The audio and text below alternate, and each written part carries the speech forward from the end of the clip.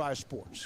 All right, we're back at AT&T Stadium in Arlington, Big 12 Media Days. Craig Smoak, Paul Catalina is going to be a part of this in a little bit, but a double team with the commissioner, Brett Yormark, and Baylor Director of Athletics, Mack Rhoades. We might just sit back and listen you two kind of just share some nice little year-long war stories. Well, I'll tell you this. It's been a great first year, a wonderful journey, and I wouldn't be here today without Mac. I mean, he's been my sounding board for 12 months. So thank you, Mac, for everything you've done for me. You're welcome, and I mean that. And the fact that Commissioner Yormark has entrusted me, and I've said it over and over again that Commissioner Yormark is exactly what this conference needed. And I'm grateful for his perspective, the different lens that he's had, the energy, the competitiveness. Nobody wants to win more than the commissioner. I think in a very, very short time, his compassion for this conference and his connection to the Original Eight, the way he's handled Oklahoma and Texas, extremely professional, and from the very onset, he talked about a win-win, and really focused on that, and caring about everybody involved. And then the way he's onboarded, and he's been inclusive of the 4 new members. So he's done an unbelievable job, and I'm blessed to be a small part of it. Mack Rhoades, Brett Yormark, Craig Smoak, David Smoak with us on 365 Sports. It's like today for you, like last year, not a lot of people really knew you unless they had been around you before with your other business dealings. And today, did you get the feeling like that a lot of people here, huge event, lots of media, they were wanting you to say something, some meat, breaking news. They wanted me to talk about expansion. That's what they wanted me to talk about. But I made a decision in advance of today to just kind of do what I did coming out of spring meetings at the Greenbrier. We have a plan. If we can execute it, great. But if not, the makeup of this conference right now is incredible with the continuing 8 and the 4 new members. But for me, today was really about memorializing where we've been over the last 12 months and really set the tone for where we're going in the future. And as I said earlier, I don't think there's been a better time for the Big 12 than right now. And we're just getting started. Mac, from your standpoint, welcoming in these 4 new schools, you've been a part of the process, as the commissioner mentioned. To see them, they're here, they're getting interviewed, they're a part of the same mix of people as Baylor and TCU and Texas and Oklahoma. Is it surreal? Is it just normal, or does it just feel kind of good to have that ball rolling now, and it's no longer, hey, these are dates and these are when you're going to be official, and they're here and they're a part of media days? Yeah, I think that just in the normal course of life, it feels like they belong and like they've been members. If I pause to really think about it, wow, we've come a long way, and feel really good about the 4, and certainly the commissioner talked about those 4 truly adding value, and I think they add great value to our conference. And whatever happens in terms of the future and membership, if there's opportunity to add, it will be very, very similar when we think about the 4 that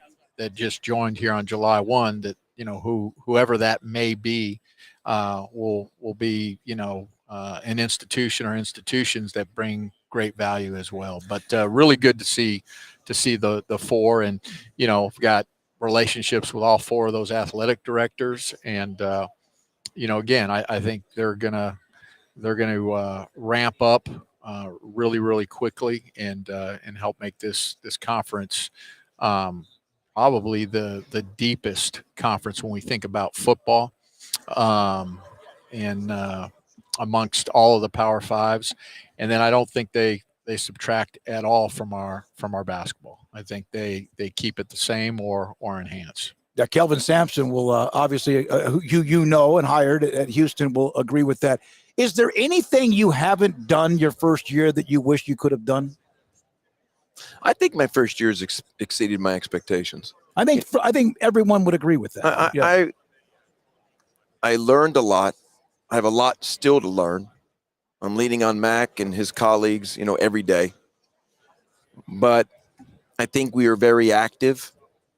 And, someone said to me recently, one of our ADs, that we've been applying heat every couple of weeks, just applying heat, this continuing stream. And I like that description. We've been active. We've enhanced our narrative. And we're not apologizing for it at all. We deserve to be here. And I'm really proud of the work we've done this year. And I do believe that, next year we have a chance to do more and be better. Did you know what? Go ahead. I'm a little disappointed. I thought he was going to say, take me out to dinner. So, I mean, come on. Not once. Well, his schedule is a little busy, and so is mine. So there hasn't been opportunity. What have you kind of just gathered from just learning about the Big 12 institutions and getting to know the people? And I know you toured around, and just what were just your sort of overall impressions of what you learned along that journey and how that made you better suited to work with said schools and people as the leader as commissioner? I think it's a unique culture. I mean, I didn't have much exposure to collegiate athletics. In fact, very little. So, I came in eyes wide open. I did do the listening and learning tour in August, and I think that was probably the best thing I could have done at that point in time, just to immerse myself in the industry and listen and learn and meet, all the key stakeholders. And I found a community that really wants to be great. It's the common denominator across the conference. They've had their moments over the years, but they want to be great. They have this burning desire to compete at the highest levels, and meeting the student athletes, the governance groups, the coaches. I really felt that. And I felt that my mission and vision aligned really well, with that spirit. And I wasn't sure I'd find that, but early on I did. And it made me feel really good. It felt like home. Last year here, you and I got into sales. We started talking about sales, and there's everything in this stadium that should have some sort of a graphic or a whatever. You seem to kind of have found additional money and additional revenue. How important was that, and how much eye-opening was that perhaps for others in the conference? Well, I think there was some low-hanging fruit that we hadn't taken advantage of before. If you think about our basketball championships in Kansas City, we hadn't raised prices in 10 years. We never had premium seating. I mean, those are little things that do make a difference. We'll reinvent our football championship for the upcoming year. It's part of our extension that now goes through 2030 with AT&T Stadium. We'll have more opportunities to take advantage of sponsorship, merchandising, premium offerings. And we'll look to do that at all of our championship sites to the extent that we can. So I think there was some low-hanging fruit here for us. We also took our commercial business in-house because I want to control our destiny there. I think it's critically important that we diversify our revenue, obviously grow it. And in order to do that, you got to have control, which we now have for the first time in 27 years. So I think there's real big upside on the commercial side, in addition to leveraging our championships, creating new IP, and then monetizing that IP. Going into Mexico, I think long-term grows our commercial value. Short-term, it's great for the brand, it's great for the profile, we'll engage new fans.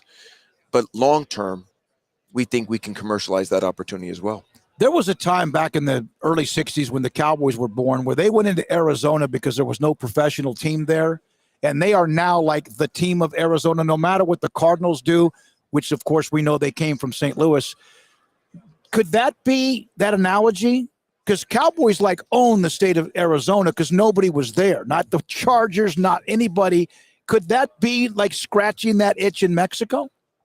I'll let Mac also answer that. But, from my perspective, there's 22 million people in Mexico City. Yeah. I mean, if a small fraction become Big 12 fans, we've got something there. And I'm excited, that Mac and his colleagues embrace the opportunity. We vetted it out a lot. We'll start with basketball. We'll do some women's soccer, baseball. And you've heard we want to explore a bowl game in Monterey in 26, 27. But I think there's real upside there. Well, you were there. You've been in Arizona. Heck, that's your school. Am I right? Yeah, I think it is a similar concept. And, the more we can grow the Big 12 brand and get more people, engaged and excited and following the Big 12, the more opportunity I think it provides all of us. And certainly there's an economic play there when we think about revenue generation. But I think it's about, setting ourselves up for the future when we go back to the negotiating table, when we think about our television agreements. And so I just think it's really, really sound,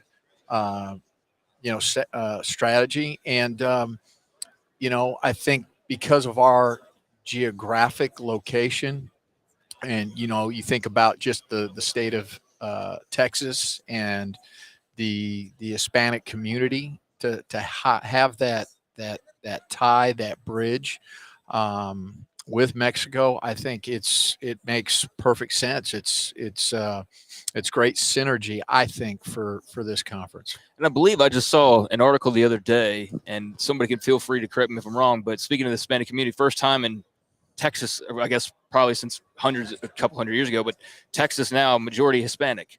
For the first time in a really long time, just to kind of add on to that a little bit. When you look around at the landscape, I don't know if you guys play What If or not, but can you imagine being here and not having the TV deal and just the strength that provided you and the stability that provided you? Because, it's been talked about, but, can you just imagine showing up today and that still being a question mark out there on the horizon, especially given the landscape right now? Well, I would not want to be here. I wouldn't want to be here question. either. It's a great question. And coming out of last year's media day, Mac and I and a couple of others spent countless hours talking about it. It was our number one focus. How do we get ahead of the line? How do we accelerate those negotiations? How do we surround ourselves with the right partners like Endeavor? And how do we get something done? And we spoke daily about it. It was our vision and mission to get that thing done, and to get it done in 90 days was incredible. It really became the catalyst for everything else we've done this year. If we were struggling right now to get a TV deal, think about the opportunity cost, the months that would have been lost with us focusing and chasing a TV deal versus growing the brand and our narrative and profile. So when I look back, I think that was a catalyst for the new Big 12, quote unquote. And I'm just thrilled that, we took advantage of the moment and we did it. And sometimes in life, you need to be a little lucky. And I think we were a little lucky.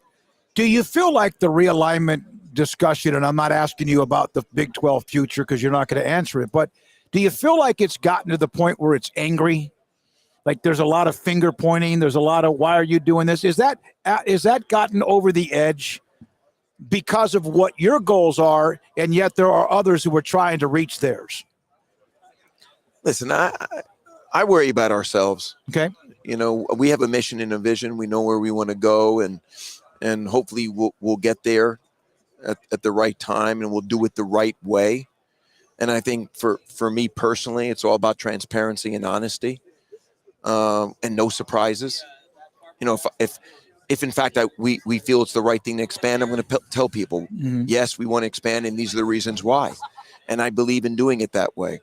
I don't believe in doing it at night or the shock and awe approach. I believe if we have a mission and a vision and a directive, and that directive is coming from the board and our ADs, and, we're going to tell people about it. That's just how I manage. Yeah. And I would just say to that, I think, you got to be careful and not misinterpret transparency for, trying to be way disruptive, not respectful.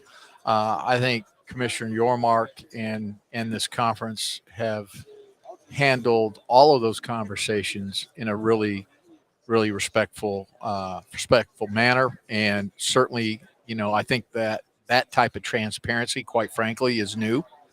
to our industry when we think about, The last conference 2 summers? realignment Yeah. in the last 2 summers. And so, and it's obviously the commissioner's responsibility, all of the membership's responsibility to look out on behalf of what's best for the Big 12 and be ready for opportunity if it presents itself. And shame on us if we're not. And I think we've worked really hard. I think the commissioner has worked really hard with the right partners. Again, he mentioned Endeavor to be ready if we have that opportunity. But I think Max says a very important thing, really, and it's doing it in a respectful manner. I think that's critically important. We can be transparent, but we have to show respect to our colleagues in the industry, and I think we've done that. All right. Did it get back to you what Greg Sankey said? He didn't mention you specifically, but talked about how there were people who were trying to be disruptive or raising their flag, and yet it's all like it is now because they stole 2 schools from your conference. Well, And because the Big Ten, I'll address that. So I know exactly what you're talking about when it was, that get together in Washington, and the Greg summit. was interviewed, the summit. And I spoke to Greg after that. I called him up and I wanted to address those comments, and he said they were taken out of context. And we had a very healthy conversation because I think, given how we are collegial amongst the A5, and we're obviously working on a lot of initiatives together, in those moments where you're not sure, you pick up the phone and you gain clarity. And Greg said that it was, taken out of context. Now, does he agree with my approach? Maybe not. But, every conference is in a different situation. And every conference requires different skill sets. And, I'm not going to apologize for anything I did or said. And I believe in that transparency. And I believe in being very intentional and not doing something at night or the shock and awe approach. And he and I had a great conversation, and we are very friendly. I like Greg a lot. He's been a sounding board for me amongst the A5 commissioners. Obviously, he's got a lot of institutional knowledge. But in those moments where you're not sure, you pick up the phone. You pick up the phone, and you don't let anything fester, and that's what I did. Yeah, and I think, you didn't ask, but what can't get lost in all of this is, if we remain at 12 and there isn't that opportunity or there isn't that right fit, just looking back and memorializing what has happened and transpired over the last 11 to 12 months, what we have in front of us, we are in a really good place as a conference, as 12 member institutions. And I think I can speak pretty confidently on behalf of the 11 athletic directors. We feel really good about this conference. It's both short-term and long-term viability. And I do think, this conference is going to be different. I don't know, exactly, how that looks, whether it's more members, other revenue opportunities, but this conference will not remain still. It will continue to grow and get better with each and every day. And I think that's what's exciting about the Big 12. And quite frankly, I think for some other institutions out there, that's the attraction for them and the Big 12. I got a question for you. And when you have had conversations with anyone else who might be interested in this conference, what is their perception of the Big 12? It's a great question. And I would say that if and when we have conversations with other schools, those conversations are based on being intentional and wanting to be a part of what we're building here. When we're out there creating new IP and creating new opportunities for our members, people are taking notice of it. They understand that. And in some cases, they want to be a part of it. Is there any part that, hey, we're growing and get in it, get in now while it's good? Well, listen, I'm selling every day. So, our sales pitch in general, whether it's a corporate sponsor or whoever it might be, is all about our mission and vision and the direction. And we're very intentional about that. Mm-hmm. And it's like buying a stock, right? You want to buy a stock when it's going up, and we're a good buy right now. Obviously, there's been some challenging moments, but those are behind us as a conference. Bob Bowlesby, I said it earlier, did an incredible job in his recovery efforts and, bringing those 4 new schools in. And I don't think there's a better time than right now to be involved with this conference. So that's what we're selling every day to anyone that'll listen. Mac, I almost feel like people don't know how to react to the Big 12 being more aggressive, if you will, or confident in their approach, or tactical, or strong as a unit. I almost feel like that's the part that people are kind of having a hard time when, commissioners out there, or you're out there, whoever's out there talking and speaking with confidence and speaking with a lot of optimism about the future. That wasn't always the case with the Big 12 for a long time. And I think that's maybe what catches people off guard as much as anything. Yeah, who the hell do they think they are? No, I think you're right, Craig. And I think, the script has flipped when you think about, 18 months, 24 months ago. And, it's flipped because, the commissioner mentioned, Bob Bowlesby. It is flipped because of his vision and his energy and his strategic mind. And, as he mentioned, selling every day. And, I don't think it's normal to be as public about, our aspirations and, what we want to do with the conference and where we want to head. And, I, for one, and I know the rest of the conference appreciates that about Commissioner Yormark. And, we're all aligned. We're on board. We all want to be part of something special. We all want stability. We don't want to worry about, does this conference exist in 5 years, 6 years, 7 years? That's been a story, that has, followed the Big 12 for years. Cat of nine. They're like a cat with 9 lives. Yeah. And, and you're starting to see that dissipate if it's not dissipated completely. And there's no longer that dialogue about the Big 12. And that again is because of the commissioner and his staff and and I think the collective group of institutions. And so I think we as a conference, I think, are certainly humble and know we're in a good place, but we can't stop. Right, we got to continue, and there's a lot more work and a lot more out there ahead of us. And it's like competing, as we do, with one another. We're going to continue to compete as a conference and make sure we grow and we become stronger, each and every day. I know we got to go, and you both got to go. Thanks for your time, but you didn't know much about him when his name was announced as a commissioner. I think we had you on like that day, and I don't know how much you knew about Mack Rhoades. When did you realize that he was someone you should lean on or respect, gain the respect, and vice versa? So the day I got hired, Linda Livingstone and Lauren Skuvanek said, connect with Mack and Kirby. Reach out to them. Marry him, and he'll guide you. And that's exactly what I did.